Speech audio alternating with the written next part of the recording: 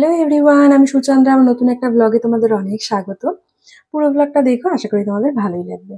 সকাল সকাল উঠে গাছগুলোকে একটু দেখে এসেছি, একটু বাইরের হাওয়াও খেয়ে নিয়েছি। সকালবেলা উঠে এখন আর ওই বাইরে তো যাওয়া হয় না, তো ওইখানটা একটু দাঁড়াই, হাওয়াটা লাগে, বেশ ভালোই লাগে। ব্রাশ টাশ করি, দেন এসে রান্নাঘরে কাজ শুরু করি। আর বাইরে বেশ রোদ উঠে গেছে আজকে সকাল সকালই। এসে একটুখানি লাউ কেটে ডাল ধুয়ে কুকারে হুইসেল দিতে দিয়ে দিলাম। আর এদিকে উষ্ণ গরম জল দিয়ে চিয়া সিডটাকে ভিজিয়ে রাখলাম। মোটামুটি 15-20 মিনিট বা আধা ঘন্টা বাদে খেয়ে নেবো ভিজে গেলে। সাথে লেবুটাও একবারে দিয়ে রাখলাম। চিয়া সিড আমাকে অনেকে জিজ্ঞাসা করো কিসের খাই, এটা নিউট্রিওয়ানের চিয়া সিড। তোমরা যারা অনেকদিন আগে থেকে আমার ব্লগ দেখছো, একবার দেখেছিলে প্রমোশনাল ভিডিওতে এই নিউট্রিওয়ানের চিয়া সিডগুলো এসেছিল। তো প্রমোশনাল ভিডিওতে যে 2টো ডিব্বা পেয়েছিলাম সেটা তো শেষ হয়ে গেছে, তারপরে থেকে আমি কন্টিনিউ করছি কিনে কিনে নিউট্রিওয়ানটাই। তো আমার চিয়া সিড ভিজিয়ে রাখার পরে চিনিকে আজকে দেবো চিড়ে দিয়ে একটু স্মুদি। তাই ড্রাই ফ্রুটসগুলোকে একটুখানি ভিজিয়ে রেখেছিলাম, ঘুরিয়ে নিলাম, তার সাথে একটা পাকা মিষ্টি আম দিয়ে দিচ্ছি আঠিটা বাদে। আর একটুখানি রেখে দিয়েছিলাম, মানে একটা সাইড দিয়ে দিয়েছিলাম আমের। আর চিড়েটা আগেই ধুয়ে উষ্ণ গরম দুধে ভিজিয়ে রেখেছিলাম, সেটাও দিয়ে দিচ্ছি। খেজুরটা শেষ হয়ে গেছে, আর অর্ডার দিইনি। এটা কি পেতেছ তুই? হ্যাপি মামা নো জাম্প, তুমি জাম্প, বেবি জাম্প করো, বেবি জাম্প। এত জাম্প করে না। আসো এদিকে, আসো এদিকে, আসো। পাপা কি করছো? পাপা দরজা দিয়ে দিয়েছে? কেন? পাপা বকে? পাপা বাথরুম? আচ্ছা, বাথরুমে গেছে তো, তাই দরজা দিয়েছে। আরে পাপা দরজা দেবে না কেন, বাথরুমে গেছে তো। তুমি স্নান করতে গেলে আমি দরজা দিয়ে দিই না বাথরুমে? ঠিক আছে, নমো করো, নমো করো, বাইরে যেও না। চলো আমরা ব্রেকফাস্ট করি।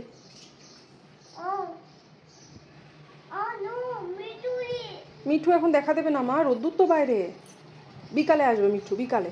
চলো তুমি এখন খেয়ে নেবে, চলো বাবা। সুন্দর হাওয়া দিচ্ছে। আচ্ছা একটু গুড মর্নিং বলো। মিঠুকে গুড মর্নিং বলো। ওলে বাবালে, অন্য কাউকে বলবে না, খালি মিঠুকে গুড মর্নিং বলবে।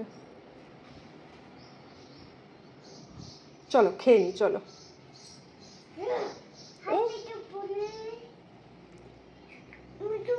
মিঠু উড়ে? আচ্ছা মিঠু তুই উড়ে গেলি।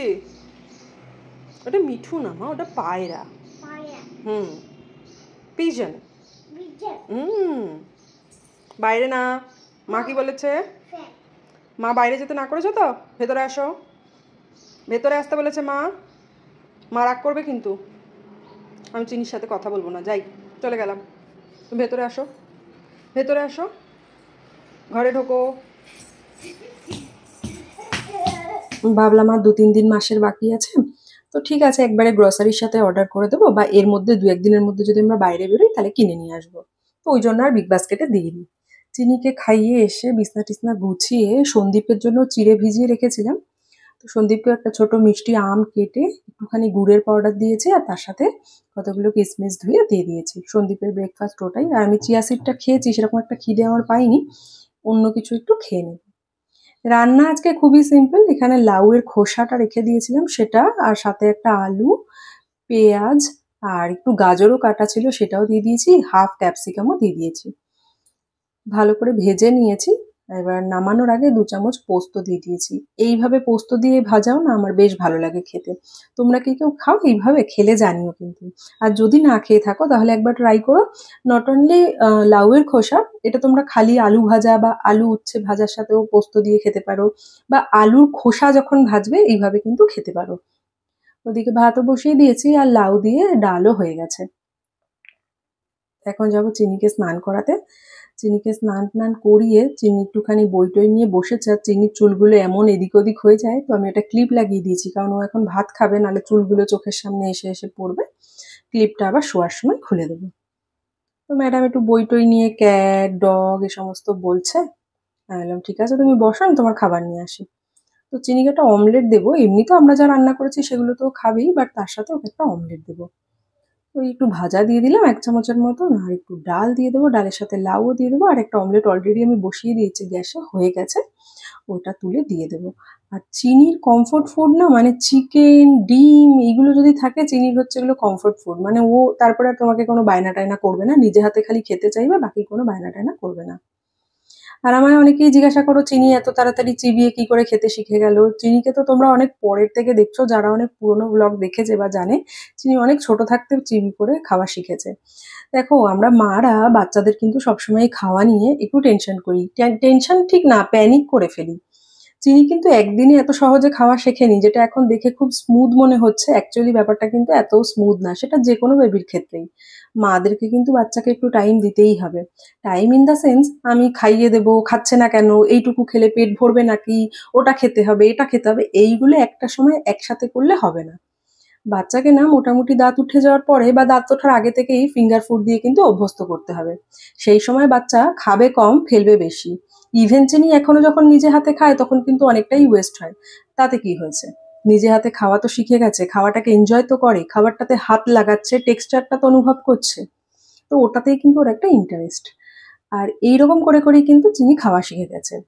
ইভেন আমাদের রান্নায় কিন্তু আমরা লঙ্কা ইউজ করি, এমন না যে চিনির রান্না তুলে রেখে আমরা, দেখোই তো আমি যা রান্না করি চিনিকে কিন্তু সেটাই দিই। হ্যাঁ, তবে আগের থেকে আমরা তেল মশলা ঝালটা খাওয়া একটু কমিয়ে দিয়েছি, কারণ যেহেতু চিনি আমাদের রান্নায় খায়। চিনিকে ঘুম পাড়িয়ে দিয়েছি, আর ম্যাডাম এক একদিন ঘুমাতে যাওয়ার সময় এক এক রকম বায়না থাকে। আজকে নতুন পেস্ট খুলেছে, ওইটা নিয়ে গিয়ে শুয়েছিল। ঘুমানোর পরে হাত থেকে নিয়ে এসছি, আর সন্দীপকে খেতে দিয়ে দিয়েছি, সন্দীপের মিটিং চলছে, ওখানে বসেই খেয়ে নেবে। আমার প্লেটটাও সাজিয়ে নিয়ে গিয়ে বসে খেলাম। আজকে বিকালে না কলাটা শেষ হয়ে গেছে, সন্দীপ যদি বেরোতে পারে এনে দেবে, তা না হলে আমি একটুখানি বিকালে সন্দীপ চিনি ঘুম থেকে উঠলে একটু টিফিন খেতে চায় কিছু, তো মাখানা ড্রাই রোস্ট করে নিয়ে গেলাম। মাখানাটা ওই ঘিতে ড্রাই রোস্ট করা, সাথে একটু চাট মশলা দিয়ে নাড়িয়ে চাড়িয়ে ঠান্ডা করে টিফিন বক্সে ভরে নিয়ে গেলাম, উঠলে খাবে। আর 2-3 দিন আগে না আমি এই চকলেট আইসক্রিমটা ফ্রিজে স্টোর করেছিলাম, তো লাস্ট ব্লগে বলেছিলাম এমন বাজে বাজে নিউজ আসছিল, মন মেজাজ খারাপ ছিল, তো এটার কথা আর মনেও ছিল না। গতকালকে বের করেছিলাম, চিনি তো উঠে গিয়ে একটু মাখানা খাচ্ছিল, সন্দীপকেও দিয়েছি, আর আমার আইসক্রিমটা খেতে আমার দেরি হচ্ছিল বলে আইসক্রিমটা গলে গেছে একদম, দেখো। তাই ও খেয়ে নিয়েছিলাম, তারপরে প্রথমে ভাবলাম বাটি শুদ্ধ ফ্রিজে ভরে রাখি, একটু শক্ত হোক তারপরে খাবে, মানে ঠিক আছে খেয়েই নি।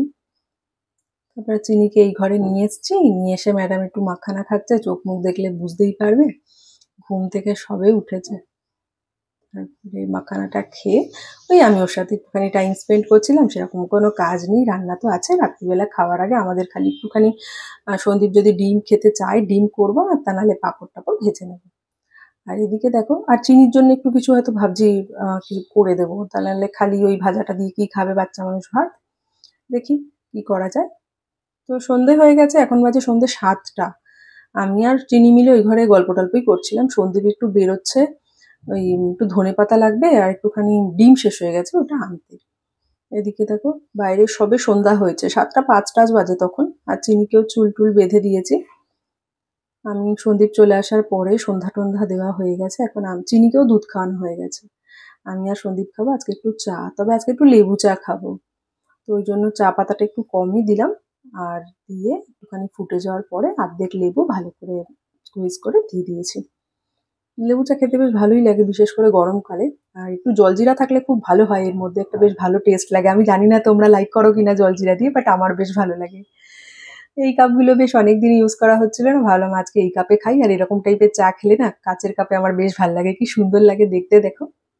চা পাতাটা রেখে দেবো জল দিয়ে, ঠান্ডা হলে এটা দিয়ে আসবো এই গাছগুলোর গোড়ায়।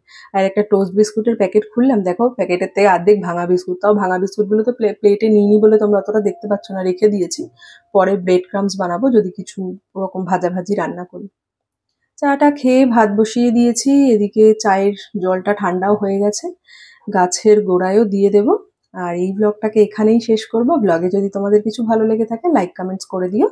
আবার দেখা হবে তোমাদের সাথে একটা নতুন ব্লগে। টিল দেন সবাই খুব ভালো থেকো, বেশি বেশি করে জল খেও। আর আমার লঙ্কা গাছগুলো তো অনেক ফুল এসছে, জানি না লঙ্কা কবে হবে। চলো টাটা।